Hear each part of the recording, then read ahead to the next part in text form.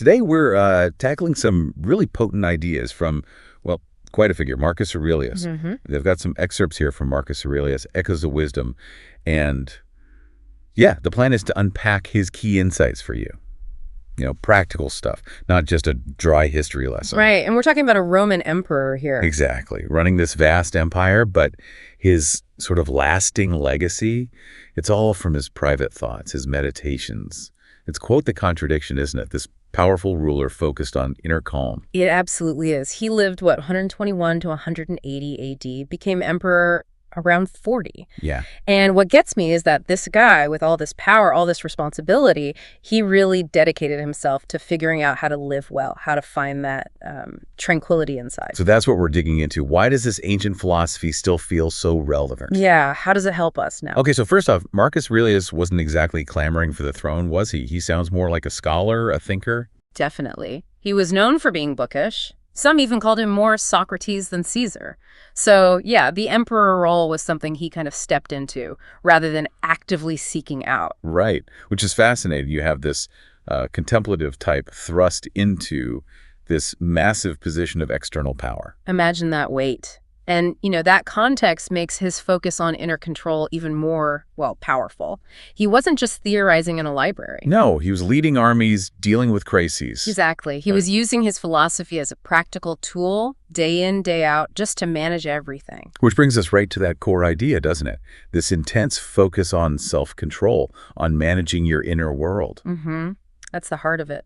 I mean, here's a guy, like you said, leading legions, handling politics, and he's writing in his journal about basically managing his own thoughts, his reactions. How do those two fit together? Well, if you think about it, it's about recognizing where true power lies. Even as emperor, he knew the only thing he really controlled was his own mind, his responses. So it's fundamentally Stoic. Very much so. Stoicism, it emphasizes virtue, reason, and accepting what's outside your control. For Aurelius, this wasn't just abstract. It was a daily practice. It kept him grounded amidst all the chaos. And there's definitely chaos. Plagues, wars, betrayals. I mean, life really threw the kitchen sink at him. It certainly did, but his response wasn't just, oh no. It was this deliberate effort to manage his internal state. He has that famous line. You have power over your mind, not outside events. Exactly that one. And it's so fundamental. It's easy to say, though. Harder to do when things are actually falling apart around you. Oh, absolutely. But the key insight there, I think, isn't about denying reality. It's recognizing that it's our judgment of events, our reaction to them, that truly causes us distress. Like getting furious in traffic. The traffic is just traffic. The fury is ours. Precisely. You can't control the cars, but you can work on your reaction. Aurelius saw that distinction as, vital for navigating everything life throws at you. Okay, which then leads perfectly into that other big idea. The obstacle is the way. What always makes me pause. It's counterintuitive, isn't it? Yeah, we see a problem, we want to get around it or over it to reach the goal. But he's saying the problem is the path. Kind of, yeah. Think about it like strength training. The resistance, the weight, that's the obstacle, right? But lifting it is what makes you stronger. Okay, see that. He applied that thinking everywhere. A setback. That's a chance to build resilience. A delay.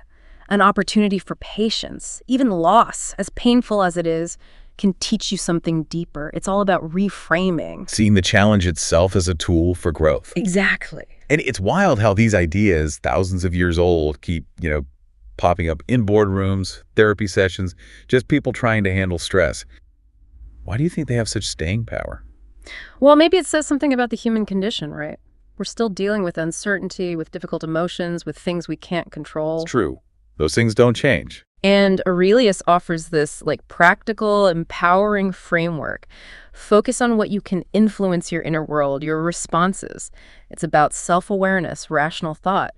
And that resonates because it taps into something fundamental. Like his focus on the present moment? That feels very modern, very mindfulness-oriented. Absolutely. There are clear parallels there. Okay, so wrapping this up then, the big takeaway from Marcus Aurelius seems to be this real emphasis on inner strength, on building that self-control and finding some kind of peace inside, no matter what's going on outside. Yeah, shifting your focus to your own domain, your mind. And his advice is so direct, too. Oh, yeah. Waste no more time arguing what a good man should be. Be one. Bam. No messing around there. It's a call to action, isn't it? Just do it. Embody it. It really is. Practical virtue. So, maybe a final thought for you listening. Think about a challenge you're facing right now, something causing stress or frustration. What might happen if you tried just for a moment to apply that Aurelian principle, focusing purely on your internal response, your judgment of the situation? How might that shift things? Something to chew on, definitely.